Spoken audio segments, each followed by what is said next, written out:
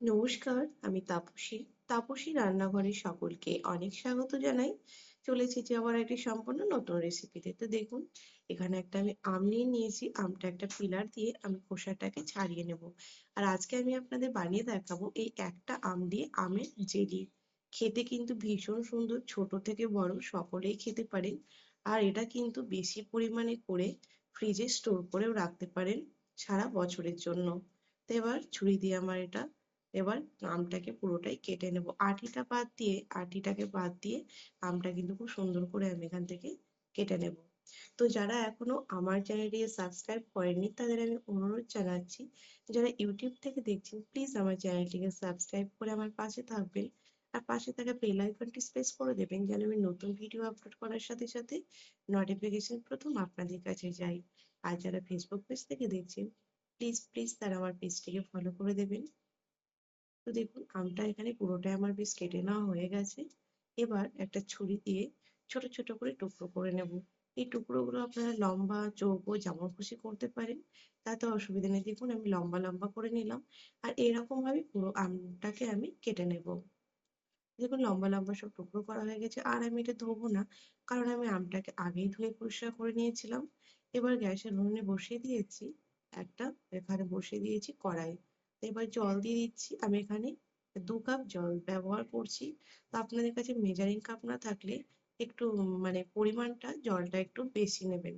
আচ্ছা, তো আমি 2 কাপ এখানে জল নিয়েছি। এবার আমটা এখানে আমি দিয়ে দিলাম। আমটা খুন্তি দিয়ে একটুখানি আমি নাড়িয়ে নেব। আর একদম মানে মিডিয়াম আঁচে ঢাকা দিয়ে আমটাকে আমি সেদ্ধ করে নেব। তো দেখুন, বেশ কিছুক্ষণ পর আমটা খুব সুন্দরভাবে সেদ্ধ হয়ে গেছে। এবার আঁচটা কমিয়ে নিয়ে একটু সময় নিয়ে ভালো করে কিন্তু আমটাকে একদম গালিয়ে নেব। তো এই কাজটা কিন্তু আপনারা হাতা দিয়েও করতে পারেন এখানে।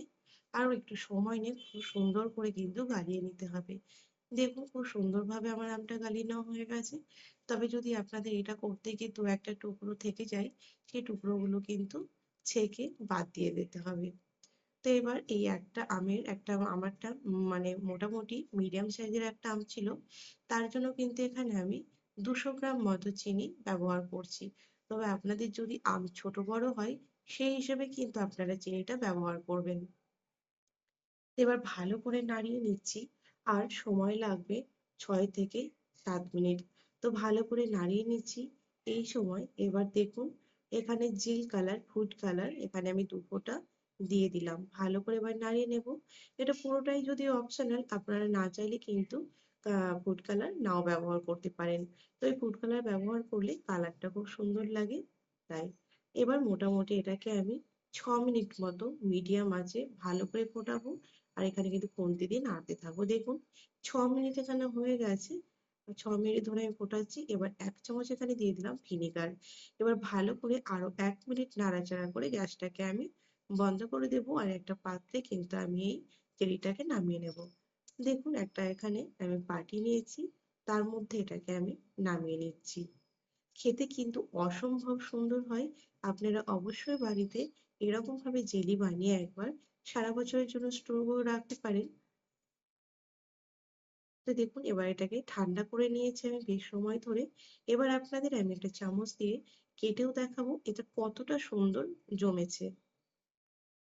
এখানে আমি ব্রেড নিয়ে নিয়েছি। আর দেখুন, এবার চামচ দিয়ে আমি জেলিটাকে কেটেও নিয়েছি।